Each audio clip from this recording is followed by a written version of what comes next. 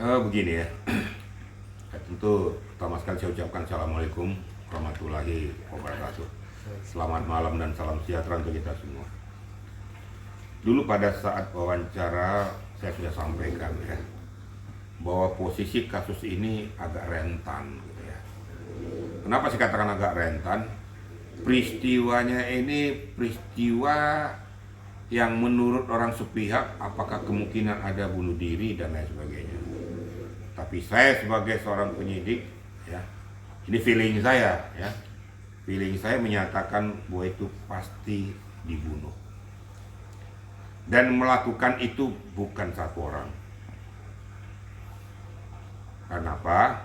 Karena peristiwanya sedemikian rupa ya, dilakukan di kamar tertentu dengan tidak merusak benda apapun, baik pintu maupun jendela.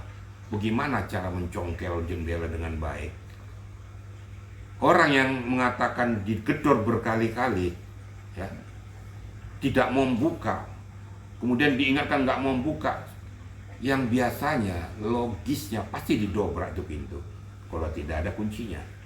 Ini kan dengan santainya mencongkel pintu dan lain sebagainya bisa kebuka dengan antengnya. Yang kedua, kenapa saya katakan kecurigaan saya ini dibunuh? Mana ada sejarahnya orang ya, bunuh diri ngelakban mukanya sendiri dengan rapi, kemudian bisa tidur dengan rapi. Bagaimana ceritanya tuh? Pasti kan acak-acakan dong. Karena kan berontak, walaupun ditutup kan dia berontak dia. Suatu hal yang tidak logis menurut hemat saya. Kemudian ada barang-barang ditemukan di lokasi tersebut yang patut dan layak untuk dicurigai, apakah tas dan lain sebagainya. Yang selanjutnya, kecurigaan saya itu mondar-mandirnya sang penjaga tersebut.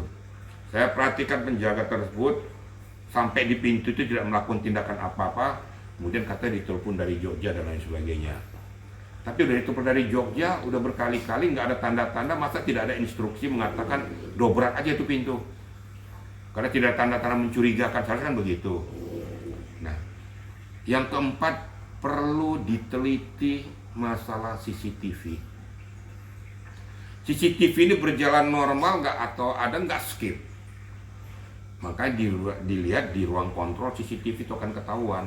Ada nggak pada saat durasi tertentu dia berhenti atau tidak beroperasi. Kemudian mata daripada CCTV itu mengarah ke tempat yang normal atau kepada yang lain. Ini macam-macam. Ya.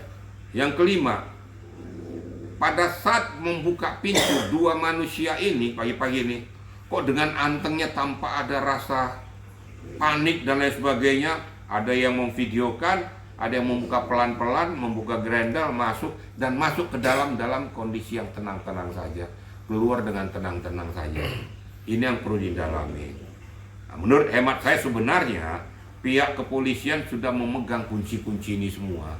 Mungkin tunggu saatnya akan dipublikasikan, akan disampaikan kepada publik posisi kasus yang sesungguhnya. Itu kira-kira ya media ya. Kita katakan perlu diperhatikan CCTV secara utuh. Kan dia berjalan secara utuh tuh. Real time-nya per detik, per menit kan berjalan terus. Kenapa sampai dipotong-potong, ada apa? Atau terputus atau tidak terfokus ke sana. Makanya perlu dicek ke ruang kontrolnya. Kan ada ruang kontrolnya itu CCTV di situ. Akan ketahuan nanti bahwa ini memang dimainkan atau memang secara utuh atau memang ada hal-hal yang ditutupi atau disembunyikan.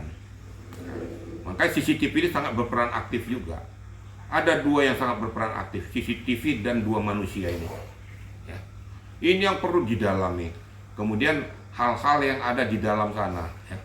Jadi saya katakan, saya monitor juga katanya ada lakban diambil dari Jogja, kok nggak salah tuh dibawa dan lain sebagainya. Nah ini kan cuma alibi aja. Yang kita persoalkan adalah lakban yang ada di tempat lokasi kejadian perkara. Ya. Kesimpulan saya cuma satu, saya sepertinya tidak yakin bahwa itu bunuh diri. Tentunya akan dilihat nanti di laboratorium forensik atau di bedah mayat akan kelihatan apakah ada benda-benda lain atau cairan-cairan yang lain yang menyebabkan kematiannya atau membuat dia lemas. Baru kemudian dilakukan di lakban itu. Kira-kira gitu ya. Nah itu saya katakan, apalagi HP tidak ditemukan. Apa benar tuh HP tidak ditemukan atau sudah dipegang atau disita oleh pihak penyidik? Kita belum tahu juga. Nah, ini kan masih gak kata orang.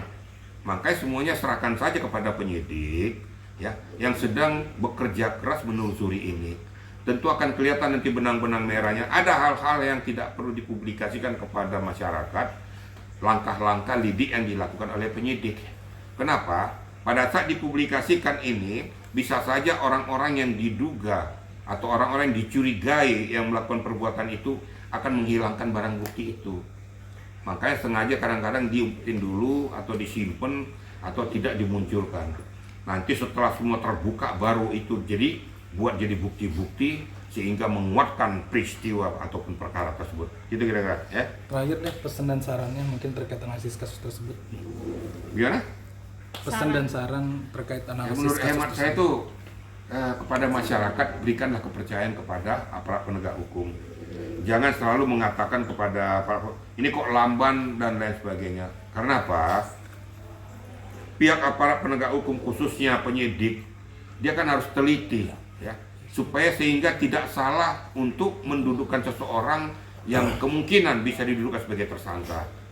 Jadi dia harus teliti, jangan sembarangan. Disabar aja lah. Saya yakin mereka sudah mengambil atau sudah mengumpulkan bukti-bukti permulaan itu. Tunggu aja saatnya nanti akan dipublikasikan oleh pihak penyidik. Sehingga masyarakat jangan berandai-andai dulu, ya. Kira-kira gitu, ya. Kasusnya besok bakal diungkap katanya terkait kematian diplomat ini. Ya, maka saya katakan, ya mungkin sedang dirilis semua, dikumpulkan semuanya sehingga terkompilasi semua.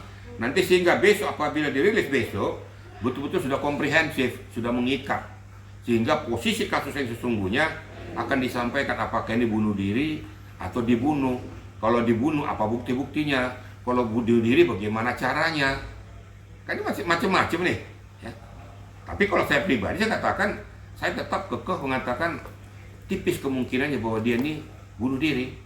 Nggak ada sejarahnya orang bunuh diri ngelakban mukanya sendiri, nggak ada itu. Lucu kayaknya tuh. Bayangin aja kalau dilakban mulut Anda jadi lakban mulutnya tuh. Tutup hidung nggak bernapas kan berontak. Nah, ternyata tempat tidur tuh nggak ada yang nggak ada rusak kok segala macam. Nah, di situ aja kita sudah bisa menilai bahwa ini adalah suatu perbuatan pembunuhan. Itu kan menurut saya. Saya nggak mau dulu menjustis orang. Tunggu hasil penyidikan daripada aparat kepolisian. Gitu kira-kira ya. Oke.